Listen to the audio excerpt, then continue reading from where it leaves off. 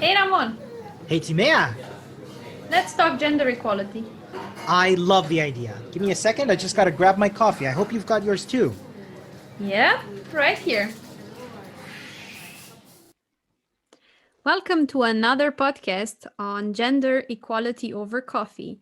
And Ramon and me are delighted to have today Franziska on our show. Hi, Franziska.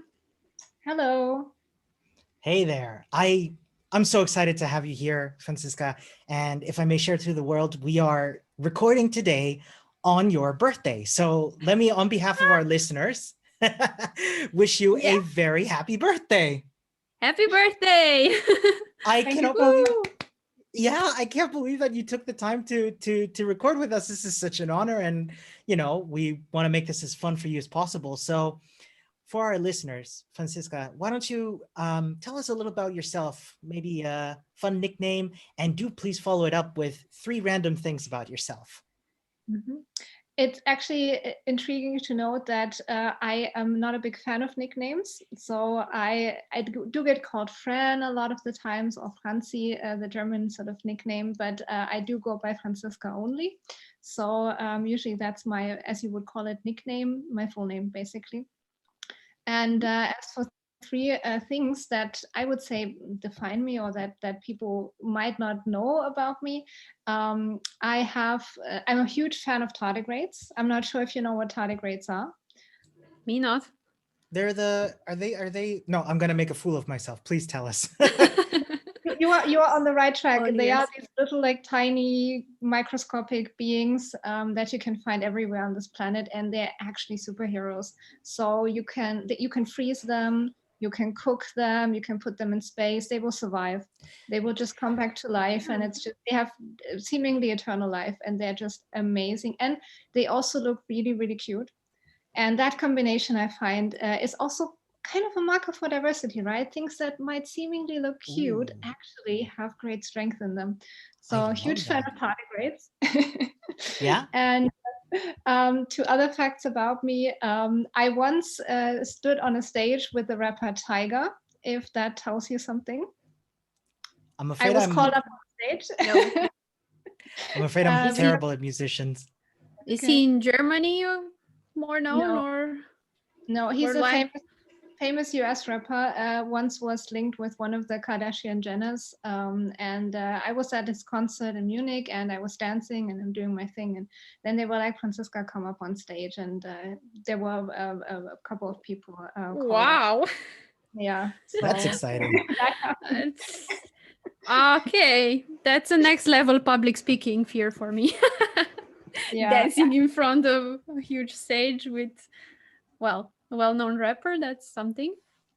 yeah, but the fun fact was that all of the other people went towards him, and I was like, "Yay, I'm on stage!" And I just enjoyed that kind of a little bit more than being so close proximity. Fair enough. There are no videos as far as I know, but yeah, I'm a big Afrobeats and dancehall and hip hop fan and so forth. So it was an honor to be called up there and to be able to do my thing. That's amazing. And the third fact that, again, not a lot of people know about me, my grandparents had a sort of part-time farm, and I grew up there a lot of the time in my Mhm. childhood. Spent a lot of time there, and I actually harvested potatoes, helped with slaughtering animals, like all of those things. So I know what it's Fun like to be stuff. on the countryside and harvest all kinds of things. Hay, also hay was always a big thing. And now that I live in the big city and work in tech, it's like two different forms of life, I would say. But Uh, I feel grounded through this because I know where food is coming from and what needs to be invested to have that. And yeah, it was a nice childhood from that angle. And yeah, I don't ever want to harvest potatoes again. It's very hard. I already have a bad time peeling potatoes. I can't imagine harvesting them. Actually, I liked actually that part of harvesting. I found it because I also have I had the opportunity to be on the farm with my grandparents and all that, and I found it always amazing because potato was my favorite vegetable. Now it's avocado, but how they were growing there in their like underground caves, and the fact that you pull it out and it comes, and then you like, I don't know, I still feel very happy that I experienced that part, and I would harvest potatoes. I still like potatoes a lot, better than the part with the animals. That part I leave it for the big farmers, I suppose. I love Okay. I love what you said, Franziska, about having these different perspectives from childhood, because I think you would agree, perhaps agree with me, that having these different experiences and backgrounds is what makes really good tech industries and in diversity as well. And this is a big topic of your work, isn't it? Diversity and in different industries, particularly tech. I would love to hear what's your background there? How'd you get started in promoting diversity in tech? Mhm. I think for me, a large part is just frustration. And because I feel like I cross a lot of the boxes, is sort of when we look towards diversity. I'm a woman, for one thing. I identify as a woman. And the other is that I live with chronic illnesses. And that makes me have a couple of mannerisms that are different, let's say, from the typical or standard that you would expect. So I always kind of stood out with this. And I was also vocal at the same time about it, and always making sure that people understood me and knew where I was coming from. But it's a lot of emotional work at the same time. And then the other part is basically my mom and her discovering feminism in the 90s, which was a big, big motor for me, or still to this day is a big, big motor. And then again, growing up in a very sort of patriarchal family and structures. And then just realizing that there are, as you said it, Ramon, there are so many different things out there, and it's great that we are diverse. It's great that we have the opportunity to have seen different things in life, which essentially all of the studies point towards. Makes better products, makes better services if you incorporate that. But just generally, it's sort of to have that diversity represented and around you and enjoy that as well, and to have that opportunity. So I feel like it's this mixture of frustration, but also sort of liking to break patterns and challenging the status quo, and not, at least in my case, not being afraid of being different, embracing that in a way. And with that, making sure that I can pave the way for people that come after me, be that because they're women, or be that because they live with chronic illnesses as well. So every time I would feel that I have the opportunity to speak up and out, I would do so, and I continue to do so, because I have been in situations where people have done that for me before.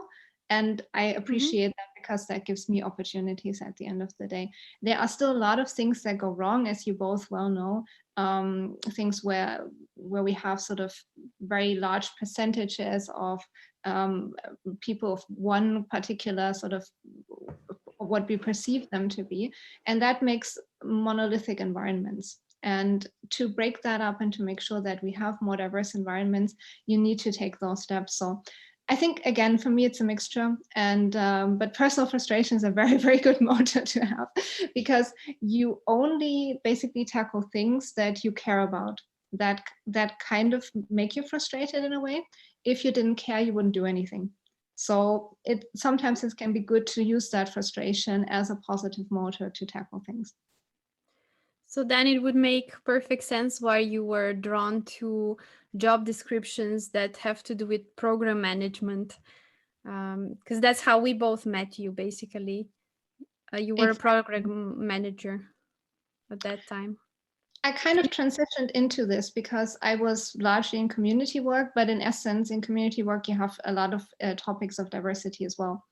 And with working at Google, it was sort of this transition from being in community management going over to program management in the realm of community. So there were a lot of similarities, and I had done a lot of project management beforehand as well. So it kind of seemed like this natural pathway for me to have in sort of an even more organizational focus, or more project management focus, I should say, but still have that big label of community within that role. Yeah, and just a quick point. So we both met Franziska while she was the program manager at Women Tech Makers for Google side for DACH, I believe. It was for the whole DACH region. That was what, 2 years ago, about that. About that flies. time, yes, 2019. And so in what role are you now? Because you said it was a natural flow from maybe project management to program. What now? It's actually, I feel like I am in many ways sort of a career changer, but also a career adapter in a way, because there has always been this natural flow from A to B, and there was always this link. At this point, I still do a lot of project management work because I'm involved in a lot of change management initiatives. But what I do as a people lead, that's what I'm currently working as, is basically I have my focus on people. So people leads are in essence disciplinary managers of technical teams. I have 2 delivery teams that I take care of, and just like an engineering manager, they are not coding on a day-to-day basis, right? I don't do that as well, but I have an even stronger focus on people. So in essence, I'm the hiring manager for the teams. I take care of the teams with a strong focus on coaching. So I have individual coachings, but also team coachings. I make sure that people can thrive in the environment that they are in. I empower them. I teach to a certain degree about communication methods. And I recently did a workshop on positive communication. But I also try to empower my team members to think about concepts of diversity, for example, because with the allyship that they provide, they can change the environment as well. And then on top of that, I do a lot of, as I said, change management initiatives, a lot of work that goes into sort of making sure that the transition that we have from towards an organization that has autonomous teams, where you have an environment where diversity is embraced and so forth. So I could quote a couple more points, but in essence, to accompany that and to make sure that we have projects that enable our team members. But to go back to that point of empowering people, at the same time, I'm also doing a coaching certification, and I recently finished my mediation certification, and seeing how I can employ these skills in the environment of tech is really rewarding for me, because I see people thriving. In essence, when you're a coach, you believe that the person brings all of the necessary skills and what they need to go forward with them. They have that in them inherently, but you activate that and help them find those resources, and you give them the impulse. So it's more of being an enabler rather than sort of being in this role of, I teach you how to do things and then you need to follow up on that. It's less of a sort of directive-based leadership. And that's what I really enjoy about the role. I'm not alone in this. I have a couple of great colleagues around me who come from all over the world and have all kinds of different experiences. And that as a group also makes us really, really diverse, and gives us the tools to provide various perspectives to our team members as well. That's so fascinating. I have already a lot of points I want to touch upon. For example, how many teams do you, or can you coach, consult, have under your wing at the same time? That's a good question, because I think resource is the most important point. We have a dual leadership system, which means that, of course, I don't take care of my team members from a functional or technical point of view. So I don't do code reviews, or I don't pair program with them. We have functional leads for that as well. But at the same time, you also need to look towards what kind of resources do you have, so that you can enable every single team member in a good way. And currently I have 2 teams, around about 15, 16 people. I used to have 3 teams, but we are growing, so I passed on a team to my new colleague. So that's great to see. For me, it's not necessarily in how often do I meet with people, but what do I do with the time that I have with them. So how much of a qualitative time can I have with them? So I do have regular one-on-ones, but I also offer the opportunity to have separate coaching sessions with me. And also, obviously, all of the other aspects, as I said, finishing a mediation certification, you do tend to also think about ways and means how you can enable people on sort of a level that's more than one-on-one. So you have group workshops and so forth. Feedback culture is a big topic. I feel that looking around in the industry, we're not really living feedback in a good way, and making sure that there are just breaking it down to basic models and people can adapt and understand that already makes the culture so much better in the long run. But it does take a lot of work. Yes, it does take a lot of input. And you also shouldn't underestimate the emotional load that comes with it. And having a good center yourself as a people lead is very important. Also knowing your own emotional landscape really well helps to make sure that you can then provide that calmness and that center for your team members. So I'm wondering, you Cool. you've built up this vast experience in people coaching and one-on-ones, and I'm eager to know, as someone who actually just this week did their first ever one-on-one tech career one-on-one. I'm trying it out for underrepresented folks in the Spanish-speaking world. One thing I would love to know is, how long did it take you to get to a level where you felt like this was something that you could do naturally, something that was easy? Say if a theoretical me was wanting to start looking into giving better feedback and that sort of thing. I always have to be very cautious because I fall into my coach mode really quickly, and I would like put all those questions to you, Ramon, and try to give you those impulses.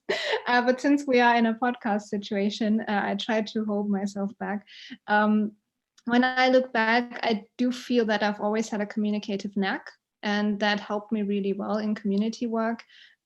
Just being able to break, let's say, complicated messages down to the nitty-gritty.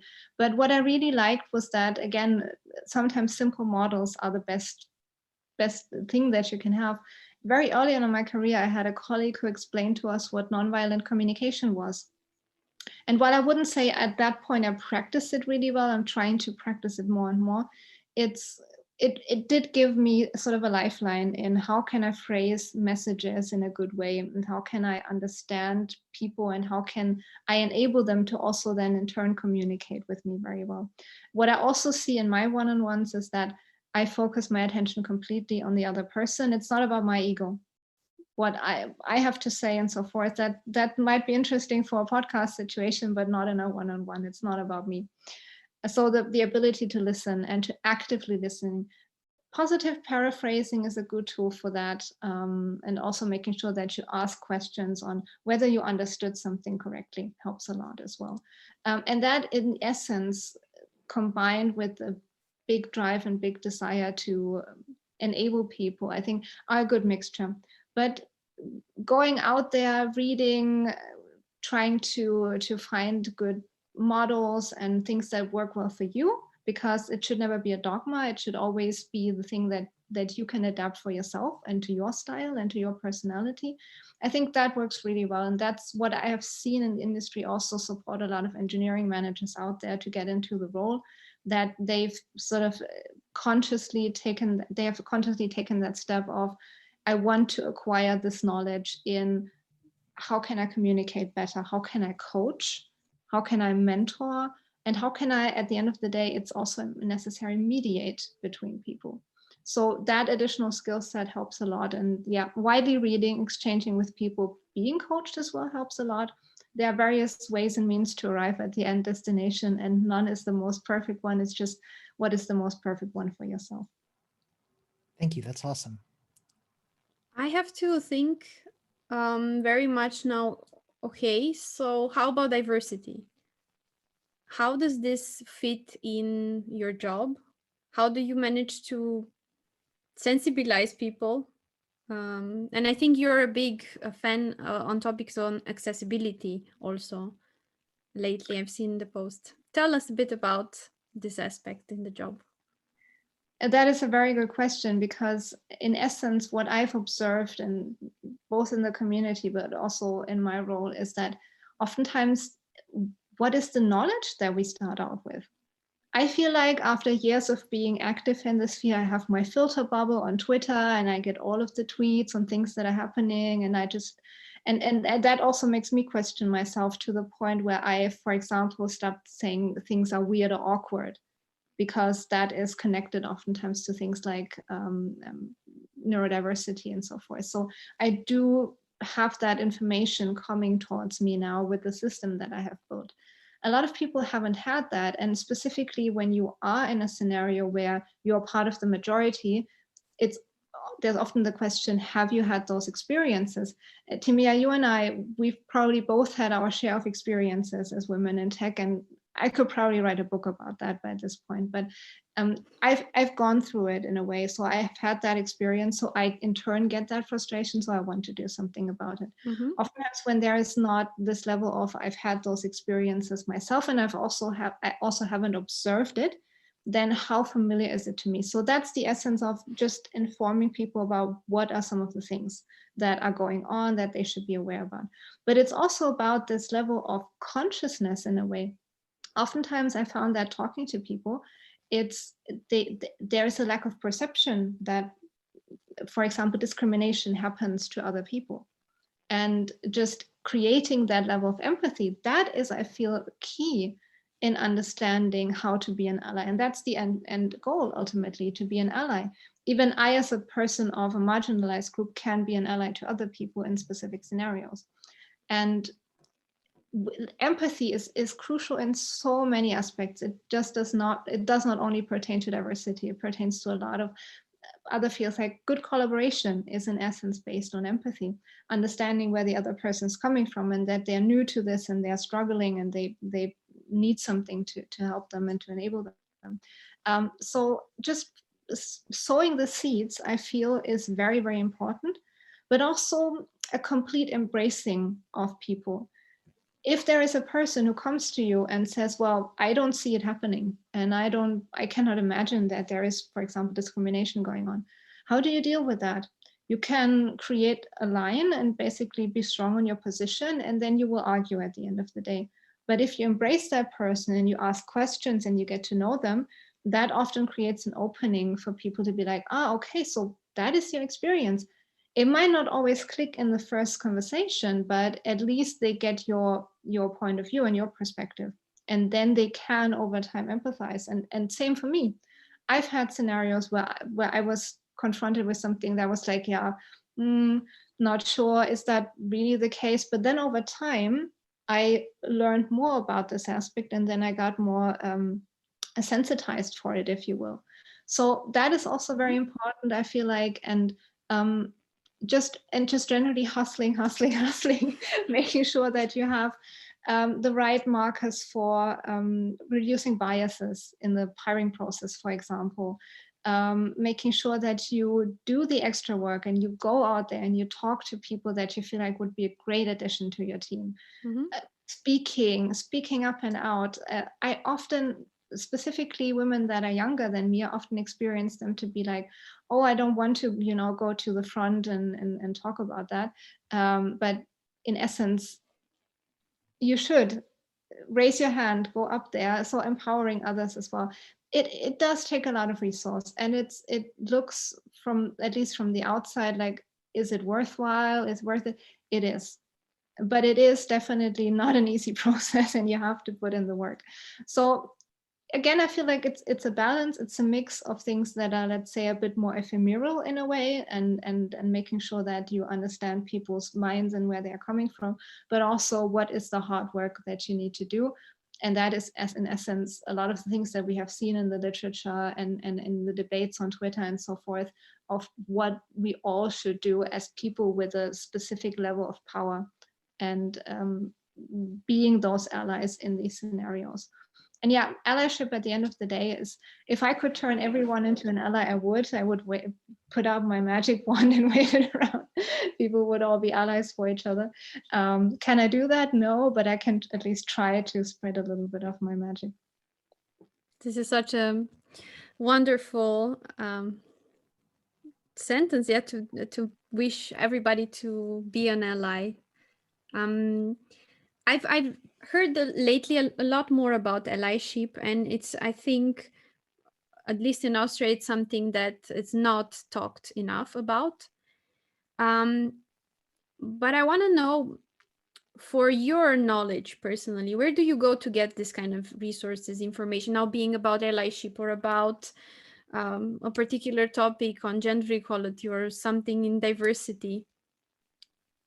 Yes, you listen to people and you learn a lot, I agree, but allyship at the end of the day is still a workshop or resource. I've mentioned it a couple of times. I think Twitter is a really good source. It's just following okay. the right people, and then your timeline is automatically put together nicely. Same goes for LinkedIn, obviously. So all of sort of the social platforms that you can leverage there that's really good. What I've also found is very, very useful source are my people lead colleagues, in the sense that they are wide read and they can recommend great books on the matter. So just asking your peer group, your colleagues, people in your network, in your community, network in general, it does not only have to be on social. We're now in a situation where we don't meet up in person, and we always have to do things on Zoom, and we all get Zoom fatigue. But at the end of the day, networking is so crucial, not just as a tool to get information, but to also build up those connections and to get those opportunities, to kind of create those opportunities for yourself. But yeah, it's listening a lot of the time. It's being open, and at the end of the day, and that's what I always emphasize, it's this super painful process of confronting your own biases. If you're not willing to do that, chances are not very high. And I can personally tell I've had my moments where it hurt badly, where I had this realization of myself of, oh my goodness, is that what I'm actually thinking? But we all have the patterns that we were raised with, and sometimes you need to challenge them, and that can be a painful process. But once you do that, and once you get out of that process, you realize that you've gained so much more. And in essence, not being afraid of also hearing those experiences of other people and taking them on, and making sure that that empathy level is there, I feel is crucial. And then it's again putting in the work and making sure that you're up to date, reading, taking the time, and exchanging with people. I love Thank that. you so much for the insights. It's I like think it was. Sorry. I'm learning a lot. I think I heard it from Kim Creighton in one of her talks. She said that she wants us to learn to embrace being uncomfortable. And that hit me like a ton of bricks, because it's just what it is. The work will make us uncomfortable. Of course, relative to our level of privilege, myself being a white man, I've got a lot more work to do, and a lot more learning to do, a lot more listening to do. And so this hearing this just, yeah, means a lot to me. So thank you for putting it so well. Yeah, and you mentioning something that's really important. I think over the last week or so, I said that I cannot probably not imagine how it is, for example, to be a woman of color. So having already my experiences as a white woman, and then having sort of seeing also again on Twitter in my timeline experiences of women of color, what I can do is I can empathize. And I can try to understand that perspective. What I can never do probably is understand completely how that experience is, but I can put in the work, and making sure that also others are aware of intersectionalities, for example, as well. So we do have various perspectives. Timea, you mentioned accessibility. That is also something that I only discovered because of talking about living with chronic illnesses on a stage while I was job hunting, by the way. So, and then sort of finding the accessibility community, which beforehand was not really, I didn't really consciously know that there was such a community out there, and that there are these resources out there. And also in that accessibility community, I feel like we go through a lot of the processes of discovering how painful it can be when you realize that you have been building products, but you haven't really thought about that particular group. And realizing that and making sure that you then change your ways and make sure that accessibility is something that you look towards, whether it's websites or other products, because it's not only websites. It's a very important mechanism to do.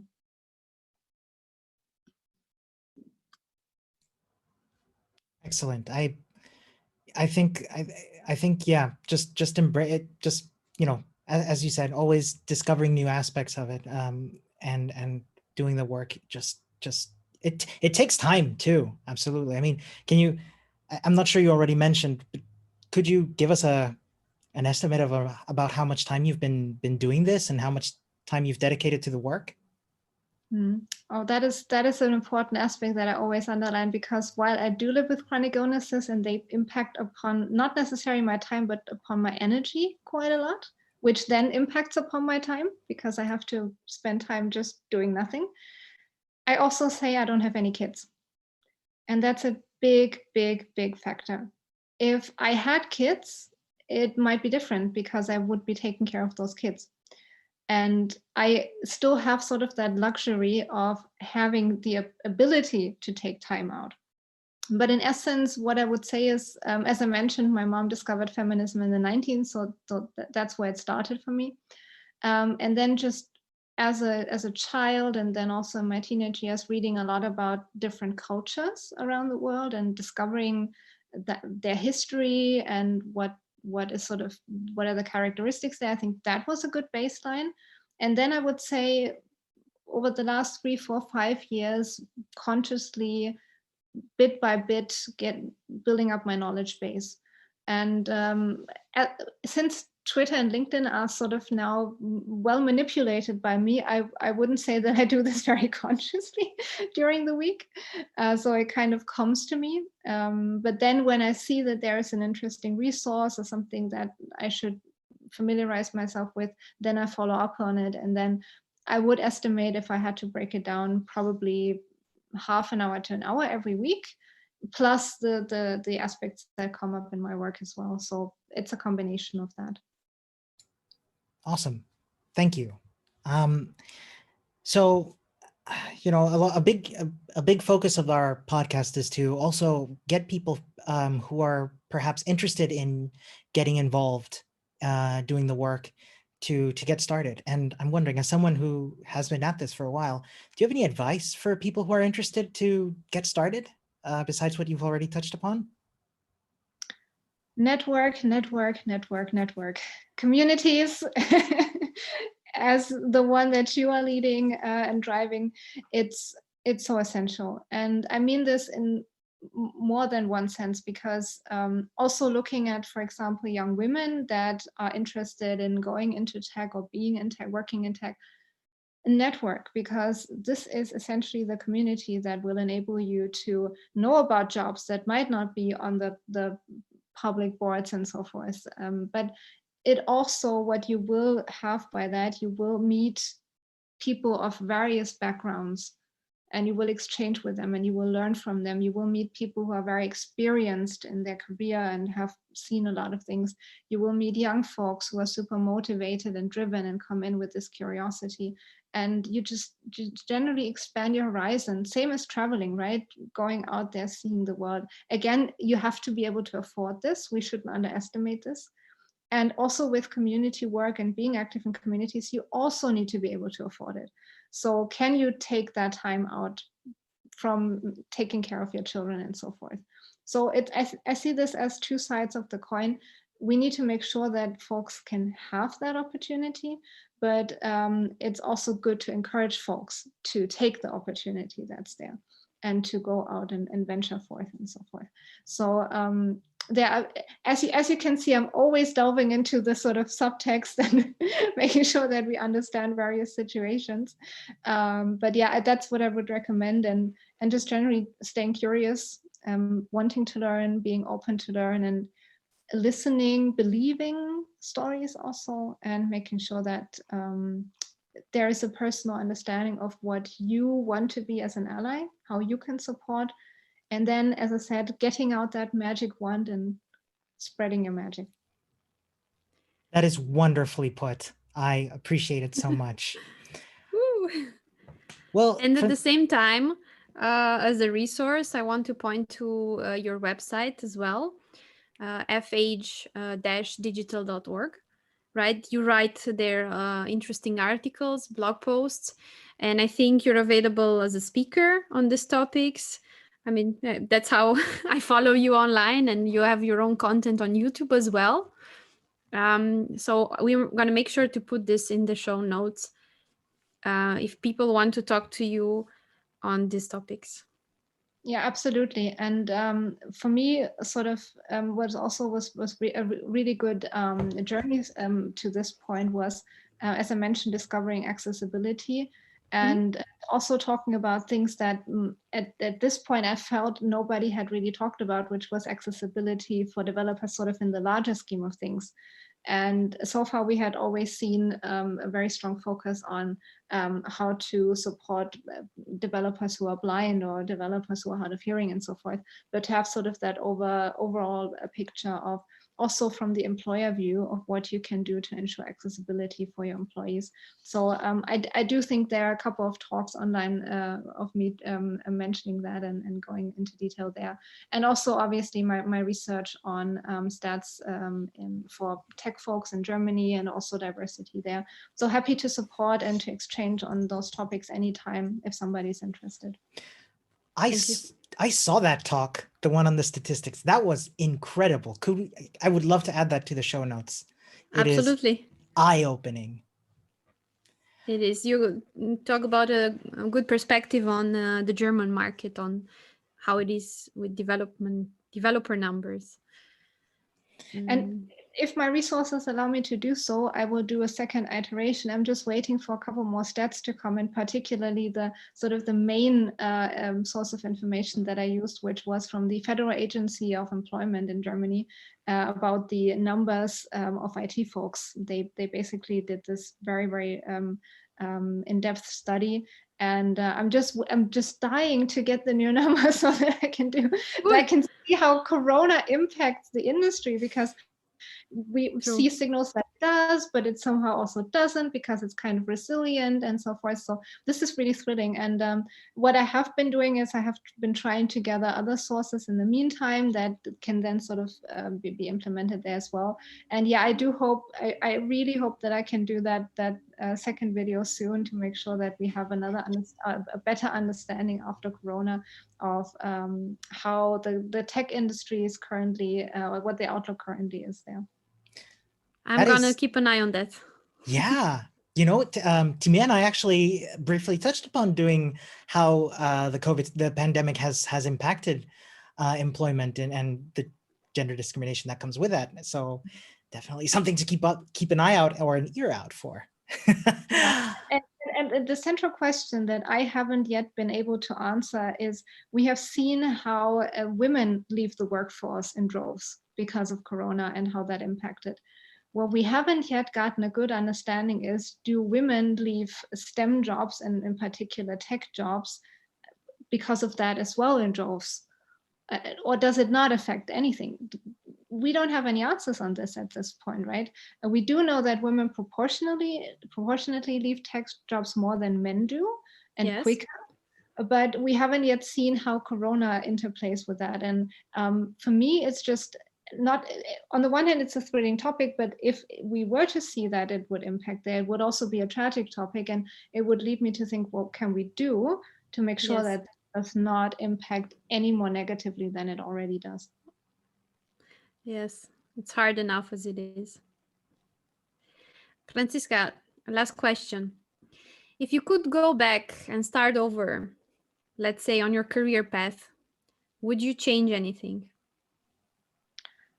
I have thought about this with the experiences that I had, not just because you ask it. Probably not much, because I'm also a big and firm believer in, you need to make your mistakes to learn from them. And again, when we look at sort of the gender disparity there's often the expectation that women need to be more perfect and they need to prove themselves more. I say no, go forth and make mistakes. It's important. But again, can they afford making mistakes? That's a good question. But what I would probably change is, starting out my career, for me, I think salary was not a big topic at that point. I do come from a working class background, so it was more of like, at some point I need to earn enough so that I can make a living. But I wasn't very strong and very adamant about it at the beginning of my career.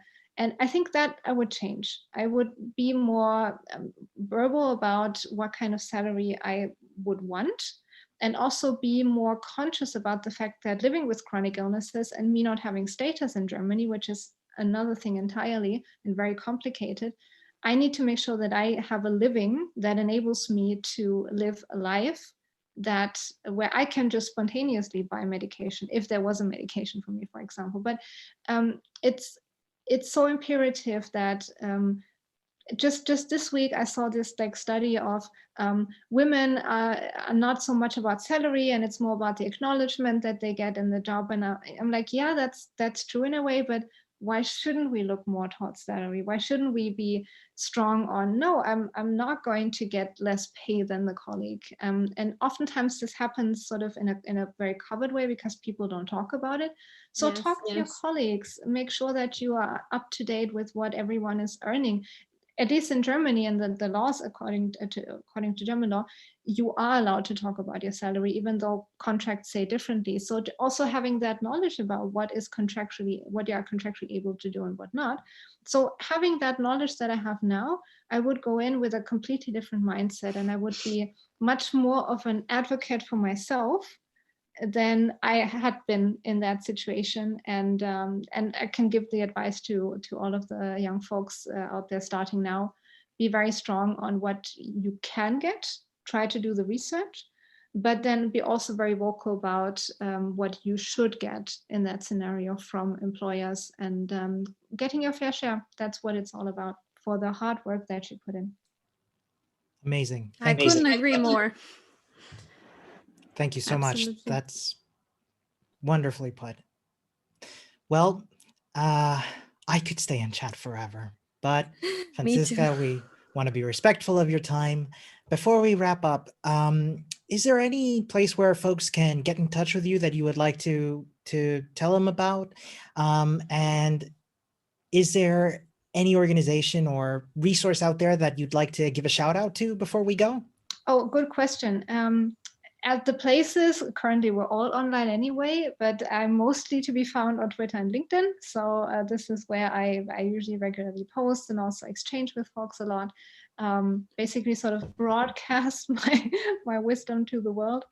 But as for organizations, there are organizations, communities, there are so many. I don't feel like I would do one all of them justice if I mentioned just one, but what I'm a big fan of is obviously initiatives like the ones you are leading. So be that Women Tech Makers, be that Women Who Code, be that, oh my goodness, I'm probably forgetting all of the important ones, but also initiatives that like the Accessibility Club, for example, that I'm part of as a co-organizer in Berlin for the accessibility group. Then there are some, what I haven't yet seen is sort of a group for folks in tech who live with disabilities, chronic illnesses, and neurodiversity. That might be interesting. So I do see there's a gap that where we could link up a little bit more. But generally, anything that helps women and people in marginalized groups thrive in tech, I'm a big fan of that, and I support that fully. And I've probably spoken at a couple of them, so always a pleasure to be there. Okay, then. Excellent. We'll have to share those. We'll have to share those all links. of them, or rather just to take it as an opportunity, as a shout out to everybody who feels touched by that, because we want to invite you on our podcast. We have a series on gender equality role models such as Franziska today at the show, but we also showcase gender equality organization role models. And on all aspects, not just necessarily gender equality, could also be in other aspects of diversity. You are more than welcome to reach out. Well, this has been an absolute delight. Franziska, Timea, thank you both so much. And to our listeners, thank you so much for tuning in. Get in touch. Let's chat. Take care, everybody. Goodbye. And thanks, Franziska. Bye. Are you on the forefront of gender equality? You are invited on our podcast. That's right. Or maybe you know somebody that we could have a chat with on gender equality. you should totally get in touch with us. We're on Twitter at gendercoffee, or any of the other contact methods on our show notes. We would love you to get in touch and for us to have a chat.